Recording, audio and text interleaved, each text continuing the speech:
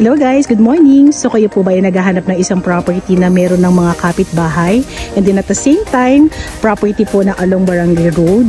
Yan.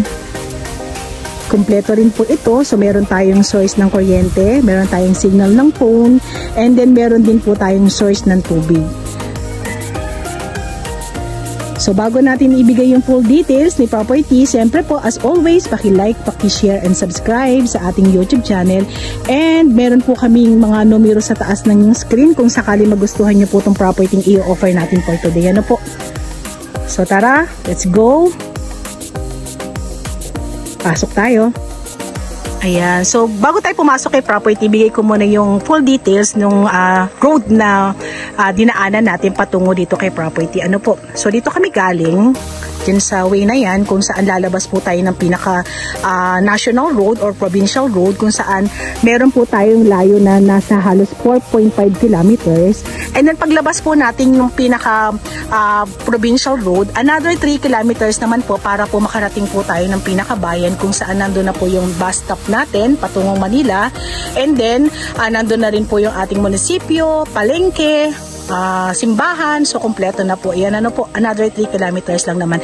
And then mas marami na pong nagawang road dito sa lugar na to. So as you can see, ginagawa na rin po yung tapat ng road ng property na binibisita natin for today. Pero itong way na to, halos sementado na po lahat. Konti na lang po yung hindi pa nasisemento. And then ito pong road na to ay tatagos po ng patungong Buena Vista po. Ano po? So ongoing po lahat yung road natin, yun ang kagandahan. At kung mapapansin po natin, napakarami na nating kapitbahay. Yan po, dami. So di na tayo mapapanglaw. Ang gaganda ng mga bahay pati dito.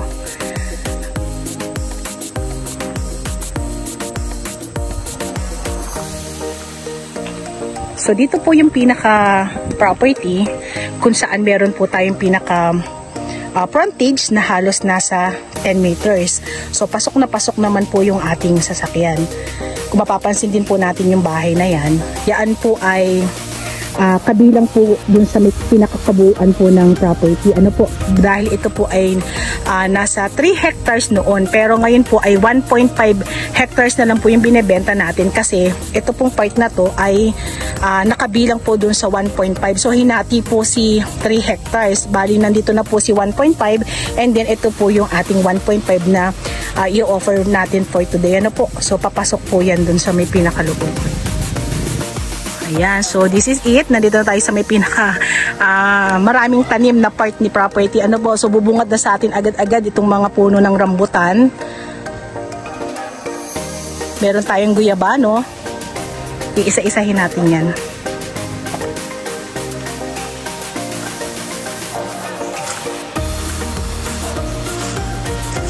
Ang ganda. Flat po yung ating area. And then kung mapapansin nyo po, may bakod na siya. Ayan. Yung parang bakod na kawayan. Bali, ito po yung 1.5 hectares. Yan. So, marami na pong mga nakabili ng lote-lote dyan. So, meron ng mga ilang bahay.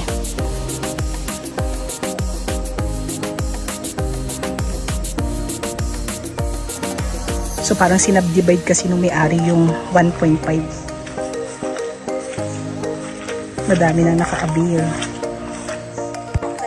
Ayan, so isa-isahin na natin yung mga fruit bearing na nakalagay dito. So meron tayong kalamansi, meron tayong guyabano, rambutan, star apple, kakao, may lokban din po. Yun, sampalok.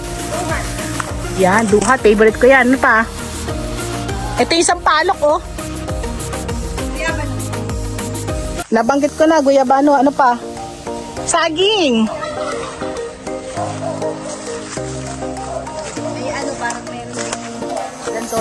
Lansones, wow. May mangga. Ayun oh. Ang dami fruit bearing ano. Oo. Ay, may bunga yung rambutan.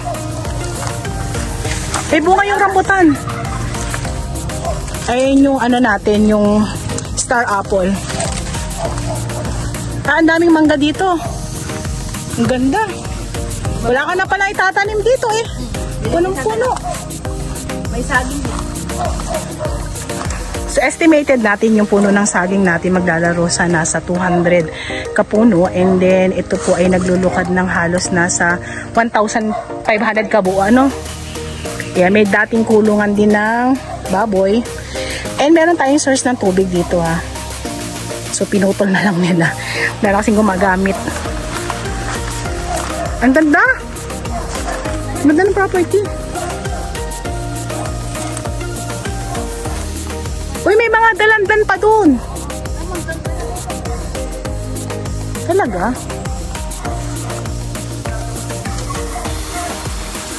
Ito po yung pinakadating lukaran nila.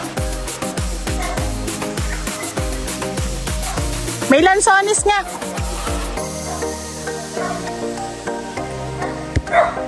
Medyo may kasukalan lang po si property, pero ang panalo ka dito is sobrang dami ng fruit bearing. Meron pa tayong mga langka na nakapaloob kay property. And then may mga hardwood din dito. So nakakita na kami ng mahogany. Tingnan natin yung iba. Kung ano pa yung mga nakapaloob kay property. Sa part na to, medyo pa slope tayo ng gradual. Okay lang naman. Carry.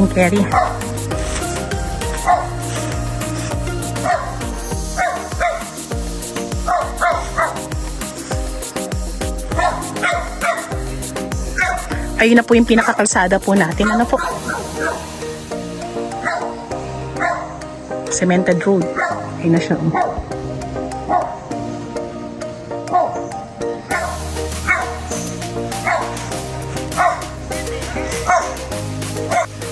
Sa mga buyers ko po na naghahanap po ng small cut lang, ayan, meron tayong bagong i-offer sa inyo. Ulitin ko lang po, ito po ay may sukat na 1.5 hectares at ito po ay nakalocate dito sa Ginyangan, Quezon. Ano po?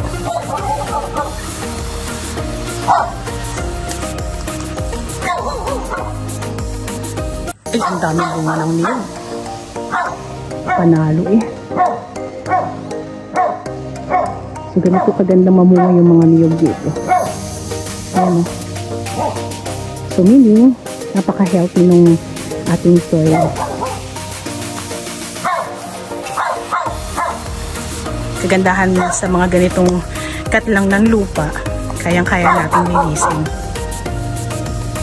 Ayan, so dagdag info lang po about dito sa property yung ino-offer natin for today. Ayan, kung makikita nyo po yung mga motor na nagdadaan na yan. So bukod po dun sa, meron po tayong frontage na sa 10 meters po dun sa may pinaka-barangay road.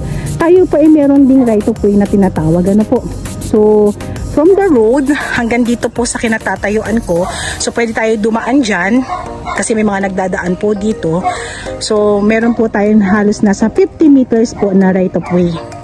Yan, so anywhere pa pwede na po tayong pumasok kay property. Ano po, ayun po dito. May street light tayo. So may mga puno tayo ng tisa. Meron tayong miracle fruit.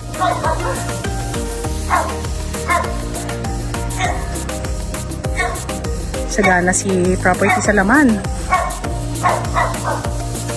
Kagandahan nito, magtatap ka lang ng kuryente dun sa may pinaka-barangay road.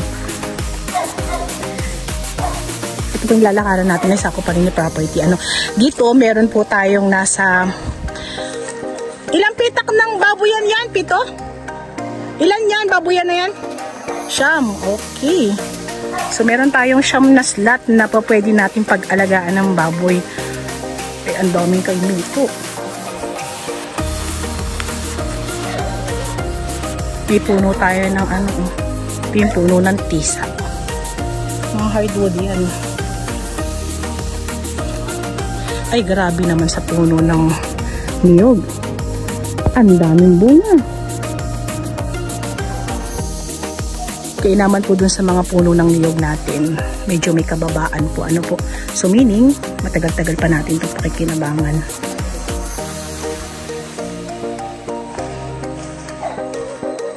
Ang daming mangga. So estimated ko po yung puno ng saging natin ay maglalaro sa nasa 200 kapuno po. Ano po? Ay, panalong-panalo tong property na to. worth it yung pambibili nyo kasi kahit medyo pricey siya ng konti, panalo ka naman dun sa pinakalugar kasi hindi na liblib, and then at the same time pwede kang mag-alaga ng baboy, hindi ka nahihirapin sa tubig, sa kuryente. So halos develop na po kasi itong mga lugar na to, so panalo ka dito. Yan, may nangunguha ng kalamansi. Yan, doon pa po yun sa kabila din. Ano naman po yan, yung mga may kanto-kanto. So yung tubig po natin galing sa bukal. Pinapatay na lang para ano. Mga ilang baboy po ang pwedeng ilagay dito? Siyam din.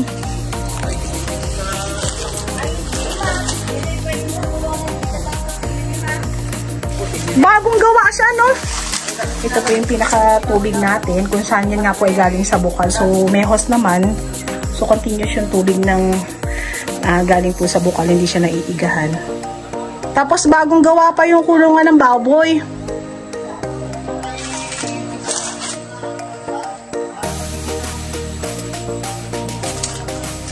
Ang ganda ng lugar. Oo, yun ang maganda dito kasi hindi ka mabibitin sa tubig pag mag-aalaga ka ng baboy. Oo, mahal din yan. Oh, yun. So ito po, may nagnanakaw ng kalamansi.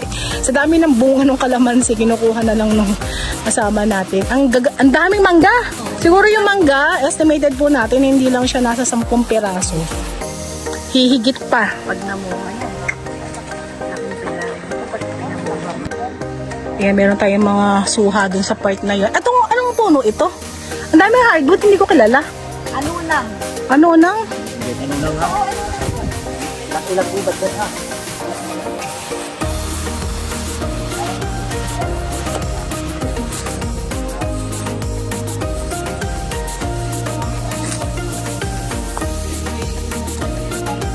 Itong isa na to.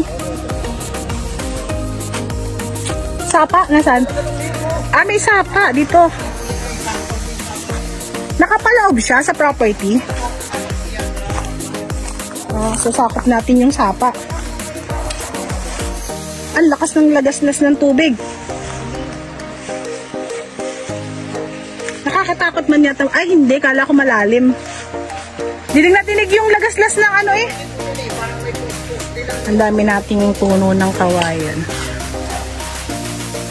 Pwede tayong bumaba. May falls? Pwede tayong bumaba. Ayan, so pinilit natin makalapit dun sa may pinaka natural spring nitong property. Bali po yan po ay nakapaloob kay property mismo. Ano po? So, dyan din yun nanggagaling yung pinaka tubig natin na dinadala po natin dun sa may pinakababuyan. So, sagad dyan hanggang dun. Pero dito sa part na to maganda. Ganyan kalinaw po yung tubig. So, ulitin ko lang po, yan po ay nakapaloob kay property. So, hanggang dun pa po yan sa may part na yan. Medyo masukal na lang tong part na to. Pero mga sanga-sanga lang naman yung sukal niya. Mga kahoy na ganito. Pwede ulihin. Pero yung tubig, ang ganda. Sarap maligo. Once na nahawan tong ano na to, yung tubigan na to, ang ganda.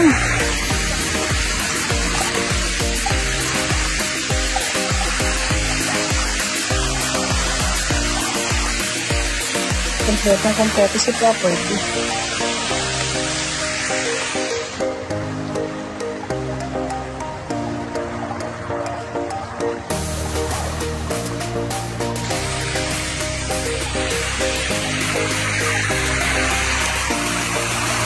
Siya po na tayo sa pinakaunahan ulit ng property.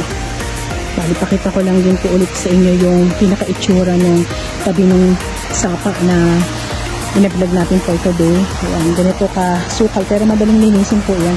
Chainsaw lang tapat niyan. Mga maliliit lang naman yung mga sangay katulad ng ganyan. So kung tayo po ay bibisita dito kay property, tayo po ay magta-travel ng halos nasa 6 hours kung tayo po ay mamamasahe. Pero kung tayo po ay may sariling sasakyan, so nasa 5 hours lang naman po. So una yung dadat na ng bayan ng Lopez, and then sunod na po yung Ginyangan. Ano po?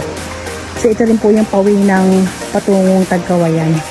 Pero liliko lang tayo dun sa may pinaka right side.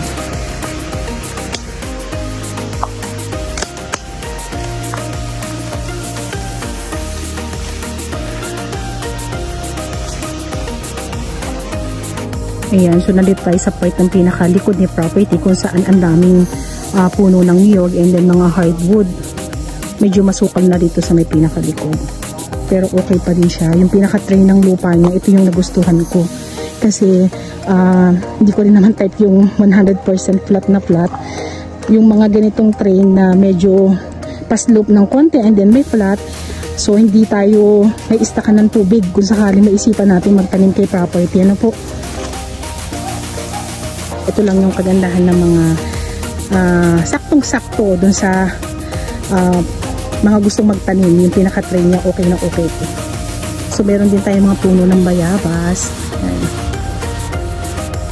Hanggang dun pa po yan sa mga niyuga na yan. So si property po ay may courting halos pizza style dun sa pinaka sukat ng lupa. Ano po? So yun po yung pinaka hugis niya. Kaya medyo maliit yung frontage natin, pero bumukas siya dun sa may pinakalikod.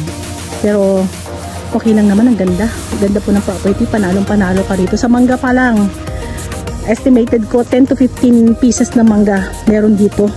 And then mix yun. So meron tayong kalabaw, meron tayong Indian mango. Pero sa ngayon kuha muna tayong bayabas. So may bayabas tayong nakuha.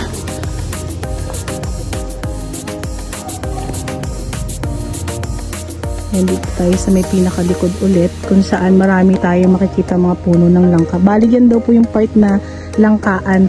May mga star apple din doon. Pinaka-boundary natin dito ay mahogany. Mahogany na may bakod. May bakod. Ang dami puno ng kawayan. Pang bakod yan. Dito flat. Sa part na to. Ang daming bunga ng ng niyog kahit ang liliit. Masukal lang.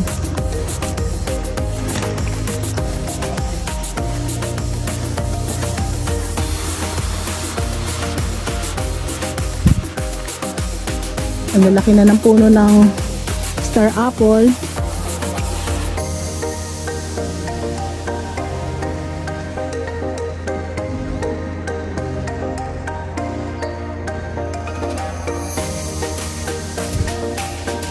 Ayan, so lalabas na tayo kay property, pero this time dito tayo dadaan sa may pinaka right of way. So ulitin ko lang po, bukod po dun sa part na meron po tayong frontage sa may pinakaharap ng kalsada kung saan meron tayong 10 meters na frontage, meron din po kasi tayong right of way na tinatawag. Ano po? So dito tayo lalabas para mas makita nyo po.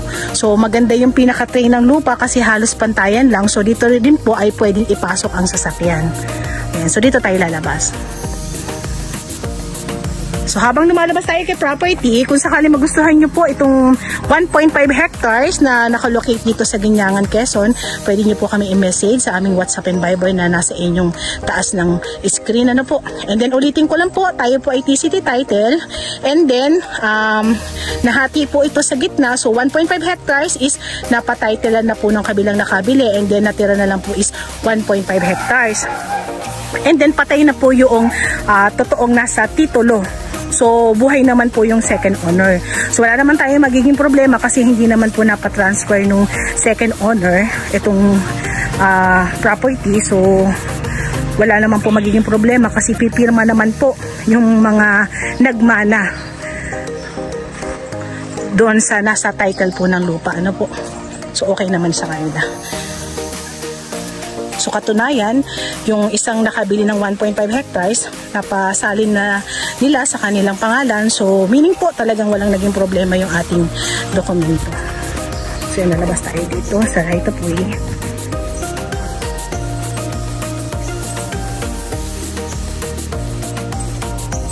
Wala na tayong iintindihin sa sukat kasi ito po ay napasubdivide na.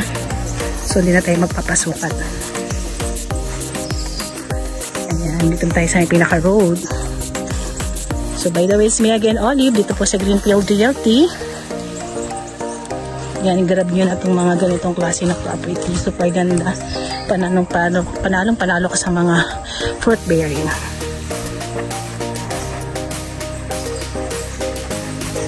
Ayan, so thank you for watching.